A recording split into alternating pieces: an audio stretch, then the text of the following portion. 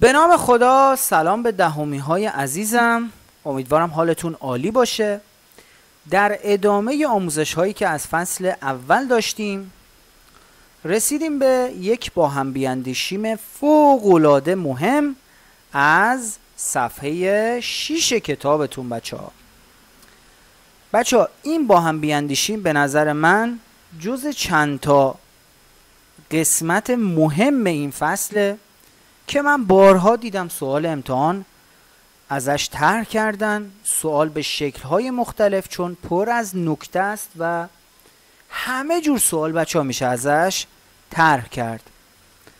وقتی نکاتش رو بهتون گفتم تازه متوجه میشید که آقا چقدر این نکته داره. بچه ها بریم سراغ این جدول. میخوام دل و رودش رو اول بکشیم بیرون، هر چی نکته داره میخوام بهتون بگم. خب این جدول بچه ها اول بهتون بگم چی رو داره نشون میده. این جدول داره ایزوتوپ های هیدروژن رو به ما نشون میده. ما برای هیدروژن 7 تا ایزوتوپ داریم: هیدروژن 1 1، هیدروژن 1 2، هیدروژن 1 3، 1 4، 1 5، 1 6 و 1 7. از این 7 تا ایزوتوپ بچه ها 3 تا از این ایزوتوپ های طبیعی هستن و 4 تای دیگه ایزوتوپ های ساختگی هن. بچه 3 تاشون تو طبیعت وجود دارن اما 4 تای دیگه ساختگی هن. این اولین نکته ای که باید ازش در بیاریم. این تا اینجای کار. حالا بچه ها میخوایم برای هر کدوم از اینها ذرات زیر اتمیش رو مشخص کنیم. دقت بکنید هیدروژن 1 1 الکترونش چند تاست؟ یه دونه. پروتونش هم یه دونه است. نوترونش چند تاست؟ 0. نوترون نداریم. برای هیدروژن 1 1 نوترون نداریم. پس اون تفکری که تو 8 و 9 داشتی که آقا همیشه نوترون بیشتر از پروتون است یا نوترون برابر با پروتون است، بریز دور. اینجا نوترون کمتر از پروتونه.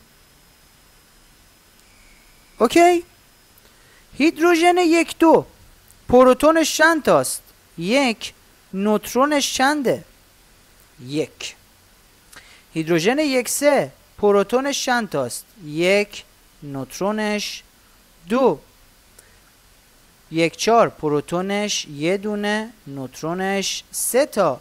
هیدروژن 1 5 پروتونش یه دونه، نوترونش 4 تا. هیدروژن 1 6 پروتونش یه دونه، نوترونش 5 تا. هیدروژن 1 7 پروتونش یه دونه، نوترونش 6 تا. این از این. پس تا اینجا 2 تا نکته ازش در آوردیم. بچه به نیمه عمرش دقت بکنید. نیمه عمر برای هیدروژن 1 1 هیدروژن 1 1 پایداره بچه ها. هیدروژن 1 2 هم پایداره. اما آیا هیدروژن 1 3 پایداره؟ نه بچه ها. برای هیدروژن 1 3 ما نیمه عمر داریم. 12.32 سال. یعنی چی؟ یعنی که آقا اگه 1 گرم از هیدروژن 1 3 داشته باشی 12 سال و خورده ای طول میکشه تا این 1 گرمه بشه نیم گرم. من آموزششو براتون گذاشتم دیگه. نیمه عمر رو مدت زمانی که طول میکشه تا نصفش تجزیه بشه، خب متلاشی بشه. پس نگاه کن 12 سال و خورده طول میکشه تا 1 گرم هیدروژن 1 3 ما بشه نیم گرم. بقیه اینا نگاه کنید هیدروژن 1 4 1 5 1 6 1 7 اینا همشون در حد ثانیه هن. فقط هیدروژن 3 هستش که اینقدر نیمه عمر بالایی داره. حالا بچه ها ما تو قسمت نیمه عمر گفته بودیم که هر چقدر نیمه عمر بیشتر باشد پایداری بیشتر است. خب هیدروژن 1 و هیدروژن 2 که هر دوتا پایدارن، اما از نظر پایداری بخوایم این 5 تای باقی مونده رو با هم دیگه مقایسه بکنیم، حالا چجوری میشه بچه ها؟ از نظر پایداری بخوایم اینا رو با هم مقایسه بکنیم، اولیش میشه کی؟ اولیش میشه هیدروژن 3، یعنی بین این ببینید از 3 به بعد چون پایداری ندارن بهشون ما چی میگیم؟ میگیم رادیو ایزوتوپ، چون پرتوزا هستن.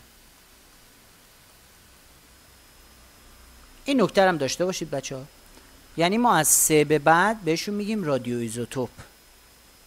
اوکی. یه نکته کوچولو ریز این وسط هم بهت بگم، بین این رادیو ایزوتوپ ها هیدروژن 3 طبیعیه، بقیه ساختگی هن. ببین چقدر میشه از داخلش نکته در آورد. ببین اینا همشون رادیو ایزوتوپ هن، کلن همشون از 3 تا 7 رادیو ایزوتوپ هن. یکیشون که 3 هست میشه طبیعی، بقیه میشن ساختگی. اینم به نکات اضافه کنید. حالا بریم سراغ پایداری. میخوام ببینیم آقا بین این 5 تا کدوم پایدارتره، ترتیبشو بگیم. اولیش که مشخص شد، درسته؟ دومی رو انتظار داشتی که 1-4 باشه. نه داداش، نه، دومیش 1-5. سومی رو حالا این نشد، سومی 1-4، نه بازم نیست، سومی 1-6. چهارمی تازه 1-4 و پنجمی هم 1-7. پس ببینید اینا حالت منظمی ندارن.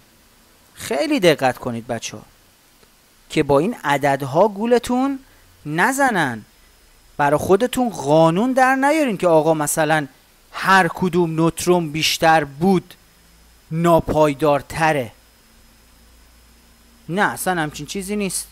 میبینیم که الان بین 4 و 5 و 6 5 از بقیه پایدارتره، بعد 6، بعد تازه 4.